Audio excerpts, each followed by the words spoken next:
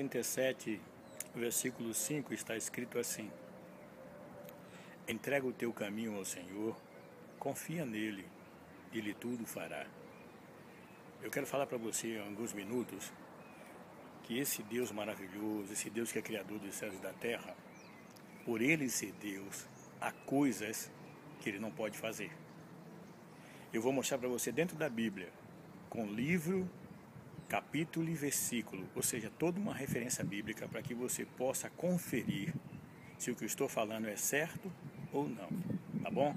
Primeira coisa que Deus não pode fazer está escrita na carta do apóstolo Paulo a Tito, o seu discípulo, e diz assim mesmo, no capítulo 1 da epístola de Paulo a Tito, no versículo 2, em esperança da vida eterna, a qual Deus que não pode, a primeira coisa, Deus que não pode mentir. Que coisa gloriosa é você saber que tudo aquilo, todas as promessas que estão escritas na Bíblia, estão escritas com a certeza de que Deus é poderoso, como diz lá Jeremias no capítulo 1, versículo 12, que Deus é poderoso para cumprir as suas promessas. Quando ele diz que ele tem poder para transformar a sua vida, ele pode transformar a sua vida. Porque todos aqueles que se achegarem a ele, de maneira nenhuma ele manda voltar vazio. Foi assim com o bêbado que se arrependeu, é assim com a prostituta, é assim com o ladrão, com o viciado. Todos aqueles que se achegam a ele encontram paz de espírito no seu coração porque se entregam a ele e confiam nas promessas divinas. Então a primeira coisa que Deus não pode fazer é mentir.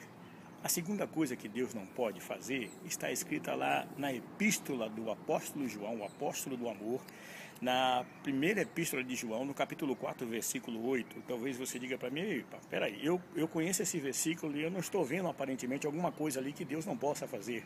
Eu vou mostrar para você nas entrelinhas desse versículo o que é que está escrito ali e você vai concordar comigo.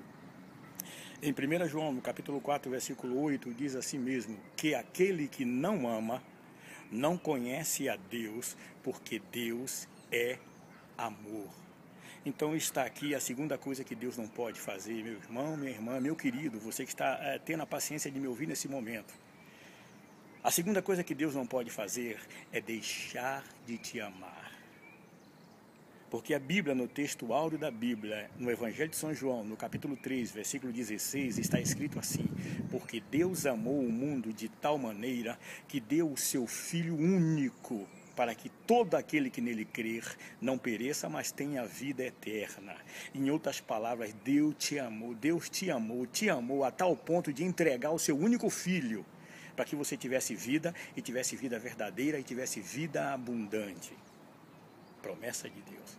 Então a segunda coisa que Deus não pode fazer é deixar de te amar, certo? A terceira coisa que Deus não pode fazer está escrito na carta do apóstolo Paulo, o missionário de Deus, aos Efésios, no capítulo 2, versículo 8. Pera lá, você pode dizer assim, mas esse versículo eu conheço, eu não estou vendo nada que Deus não possa fazer ali. Deus pode fazer todas as coisas, mas ali está, na entrelinhas, dito algo que Deus não pode fazer. Em Efésios 2, versículo 8, está escrito assim mesmo, porque pela graça sois salvos, por meio da fé, e isso não vem de vós, é dom de Deus, não vem das obras para que ninguém se glorie, correto?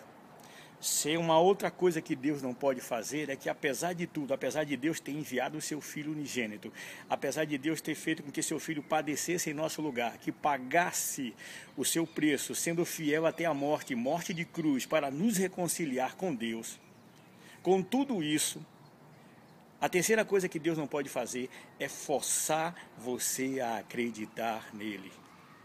Porque está escrito na Bíblia que é necessário que aquele que se aproxima de Deus creia que ele existe e que é galardoador de todos aqueles que o buscam. Onde é que está escrito isso? Em Hebreus, no capítulo 11, versículo 6. Você pode depois conferir na sua Bíblia, tá certo? Então, a terceira coisa que Deus não pode fazer é forçar ninguém a entrar nos céus. O céu está aí. Jesus disse, eu vou vos preparar lugar. Se eu for e vos preparar lugar, eu virei outra vez.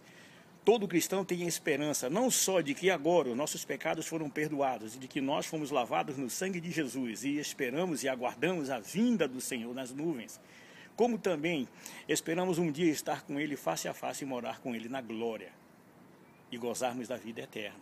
é promessa de Deus, como está lá em 1 João, no capítulo 2, versículo 25, que esta é a promessa que ele nos fez, a vida eterna.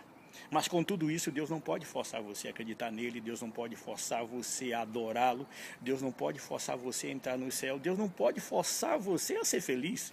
É algo que tem que partir de você, você tem que cair em si, como está lá em Lucas no capítulo 15, na parábola do filho pródigo, quando aquele filho, depois de haver gastado tudo com os prazeres do mundo, ele volta para o pai e diz: quantos jornaleiros na casa de meu pai passam bem, ou seja, os empregados, que aparentemente mais insignificantes, passam bem, e disse aquele homem arrependido: eu aqui estou comendo bolotas de porcos.